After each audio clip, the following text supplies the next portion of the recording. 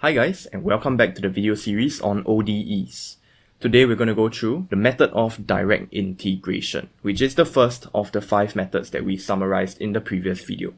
First of all, what is this technique about? Basically, it works on many equations that should be able to integrate directly. Means to say your left hand side and the right hand side are both so-called integrable directly. You don't have to do any further modifications, just integrate. Okay, so with that said, let's take a look at some examples. Number 1, solve the differential equation dy dx equals to 3x squared minus 4x plus 1. Right, so of course, if we were to integrate our left hand side with respect to x, alright, integrate dy dx, of course, we will be left with a y. Okay, y equals to basic calculus 3x cubed over 3 minus 4x squared over 2 plus x. Okay, we need to add this, which is called our c is any arbitrary constant. Okay, so do define that constant, and from there on simplify our solution. Then we will get this minus 2x squared plus x plus c. Final answer. Okay, just to point out, this is what we would call a general solution. Okay, let's take a look at the next question. So the next question, solve the DE, a bit more interesting. Okay, dy dx equals to x multiplied to the square root of x squared plus 4. Now we have an additional piece of information given to us, given that when x equals to 0, y equals to 5. So the curve basically passes through the coordinate 0, 5. So now, knowing this piece of information, you already can tell we can solve for that constant c. But how do we even integrate this first of all? Based on direct integration, we should be able to use our integration techniques to integrate both sides directly. So once again, the left hand side definitely will become a y equals to, how about this? On the right hand side, you realize that x is being multiplied to another expression in x squared plus 4 being square rooted. Something that comes to mind is that x squared is present inside the square root function. Being differentiated, the x squared becomes a 2x, which is what lies outside the square root in the derivative. Can you foresee something? So it's probably an f prime x and then a fx inside the square root. That is basically your chain rule. So what we're going to do, we are going to raise this power of x squared plus 4 by 1, which will make from power half being a square root to 3 over 2. By raising the power to the new power, basic integration, we will need to divide by the new power. So by dividing by 3 over 2. Okay. Now, let's try to differentiate it to see how far we have gotten in this integral.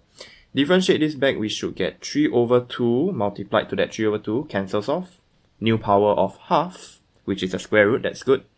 Chain rule, we need to multiply by the derivative of the inside of the bracket, which gives us a 2x. The problem is, we only have an x for the derivative. We started with only a single x, coefficient of 1. Differentiating x squared gives us a coefficient of 2 for the x. Therefore, you can already tell, we need to divide by a further 2. So we can just multiply by half. Same thing. So now if you're going to try to differentiate this whole expression back, you should get back where we started from. X multiplied to the square root of x squared plus 4. So let's simplify this expression. Once again, let's put our c. Okay, where, okay, c dot dot dot, right? You fill in the blanks. Okay, do try this on your own time. Okay, so we will solve for c now, but let's simplify the expression. So it will be x squared plus 4 raised to the power of 3 over 2 times 2/3 times half plus c. So you can tell, the 2/3 and the half, the 2's cancel off. We are left with a x squared plus 4, 3 over 2, over 3, okay, plus c. So that is our expression, just to put the y down here. Now we have this condition where y0 equals to 5. Double check. Yes, okay. So y0 equals to 5, let's sub this in. Okay, so presentation wise, like when x equals to 0, y equals to 5. Meaning to say that if we were to sub 0 in, we will have a 4 raised to the power of 3 over 2 divided by 3 plus c. That's when we sub 0 into the y expression, x equals 0, equals to 5. Okay, take some time to look through this. Alright, that's good. Okay, so 4. Power half first. So we square root 4, we get 2. 2 raised to the power of 3 is 8. So we have 8 over 3 plus c equals to 5.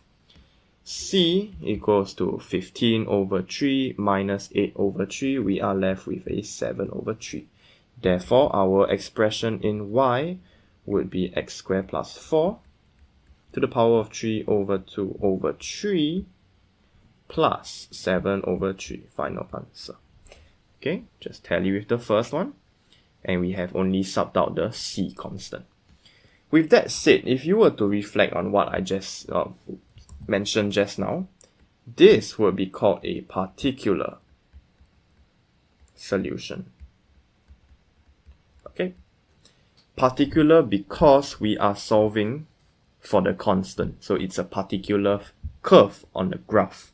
Whereas for the first question, you can sub any constant in, so it's like it can take on different forms of the curve as long as it satisfies the general form of this expression. So we call it a general solution. Okay, so question 2, they gave us additional information, therefore we can solve for the constant c. IB questions can come in both forms, so just keep a lookout for that. With that said, zoom back out. Today we're going through, okay, in this video, technique of direct integration, and next video we will be talking about the variable separable method. See you there.